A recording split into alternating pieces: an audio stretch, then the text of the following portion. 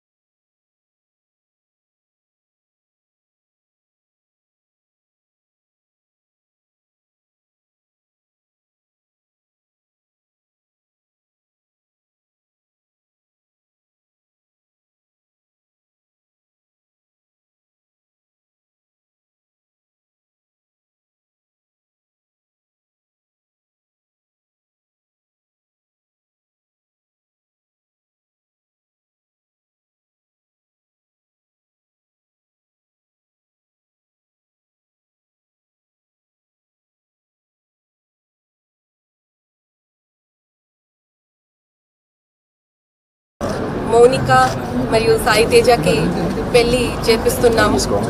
మౌనికతో పాటు తనకి 3 చెల్లెలు ఉన్నారు. సో వాళ్ళందరినీ కూడా వాళ్ళ అమ్మ నాన్న లేరు కాబట్టి మనం అందరం కలిసి చూస్తున్నాము. మౌనిక నర్సింగ్ చదివి ఈరోజు చాలా సో సాయి తేజ వాళ్ళ కుటుంబం వాళ్ళ అమ్మ నాన్నని మేము రిక్వెస్ట్ చేసుకున్నాము మౌనికని ఇంకా చదివించాలి, మౌనిక చెల్లెలు కూడా తన సొంత కుటుంబం సభ్యులాగా చూసుకోవాలి అనేది. ఈ పెళ్లికి అందరూ సహాయం చేశారు. ముఖ్యంగా గౌరవ మానకొండూరు ఎమ్మెల్యే గారు అయితే సో చాలా చేసుకున్నారు.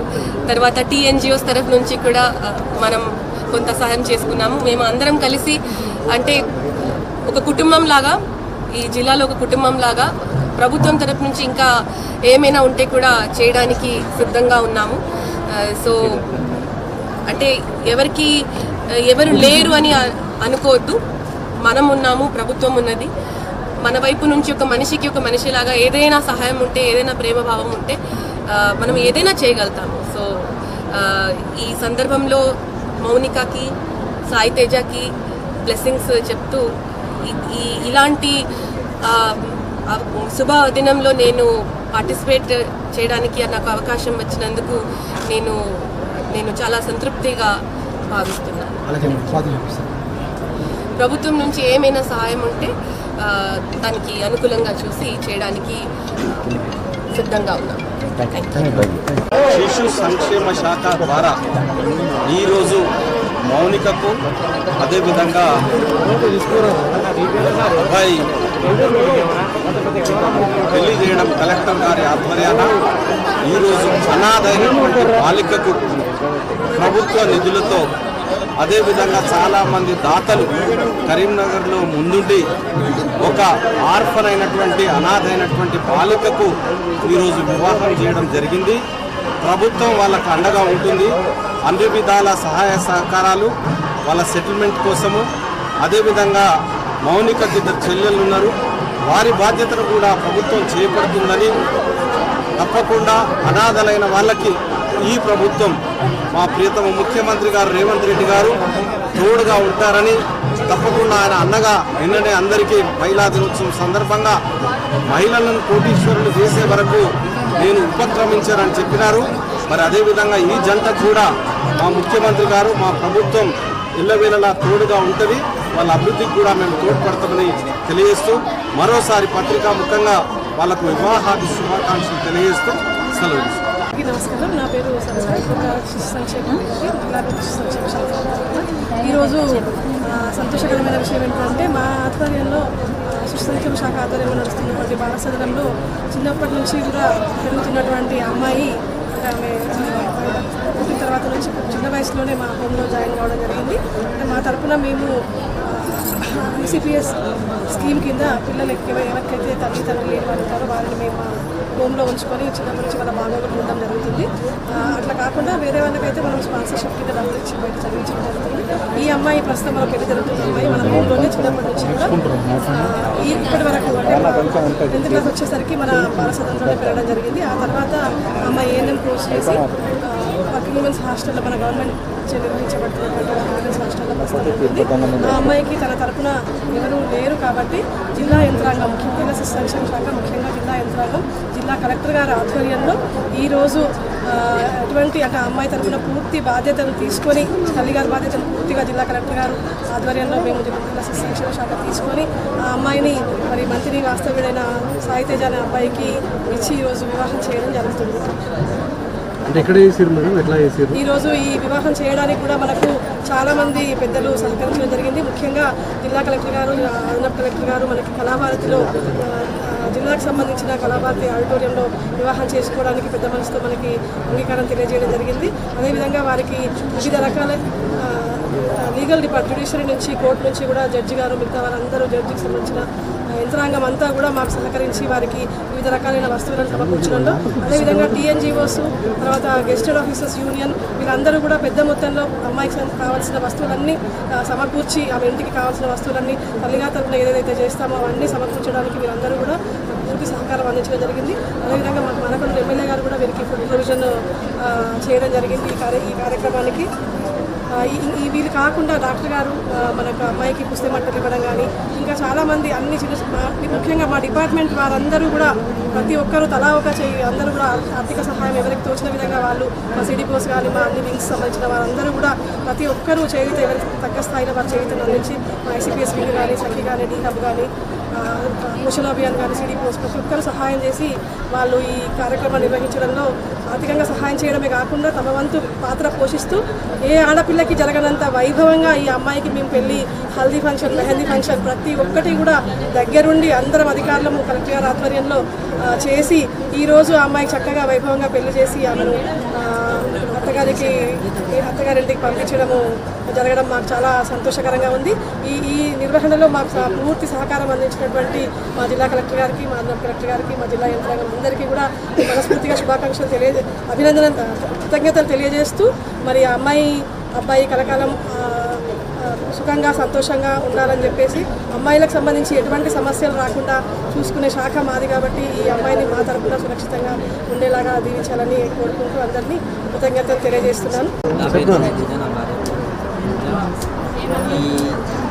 పెళ్ళికి సహకరించిన మేడమ్స్కి అంటే అమ్మాయిని మీరు ఎట్లా అప్రోచ్ చేశారు, వాళ్ళతో ఎట్లా మాట్లాడారు? దీనికి మేము మాట్లాడడానికి కారణం మా అమ్మ నాన్న. నేను మా అమ్మ నాన్న చెప్పిన తర్వాత మేడమ్స్ కలిసి మేడమ్స్ సహకారంతోనే ఇదంతా జరిగింది. మా అమ్మ నాన్నకున్న మేడమ్స్ థ్యాంక్స్. జీవితంలో ఇదంతా జరగడానికి కారణం, మేము హ్యాపీ ఉండడానికి కారణం మేడమ్స్ ఉన్న మా అమ్మ నాన్న. అంటే మీ అమ్మ నాన్న ఒప్పించావా?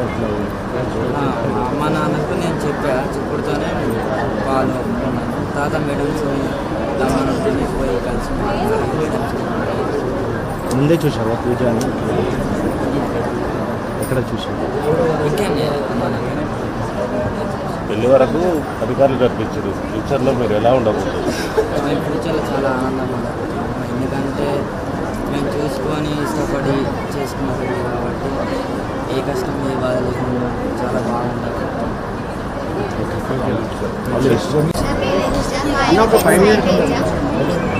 మేము ఇక్కడ బాలసంలో చదువుకున్నాను. తర్వాత వర్కింగ్ ఉమెన్స్కి వెళ్ళి అక్కడ వర్క్ చేసుకుంటూ చదువుకుంటున్నాను. ఆల్మోస్ట్ 5 daysలో మాకు ఇస్తారు. అసలు టైమే లేదు మాకు మ్యారేజ్ చేసుకొని కూడా. చాలా సంతోషంగా ఉంది మాకు. ఇంత గ్రాండ్గా ఎట్లా జరిగిందమ్మ పెళ్ళి? మా మేడమ్స్ అందరు సహకరించడం వల్ల వాళ్ళు తలా ఒక పని చేస్తారు.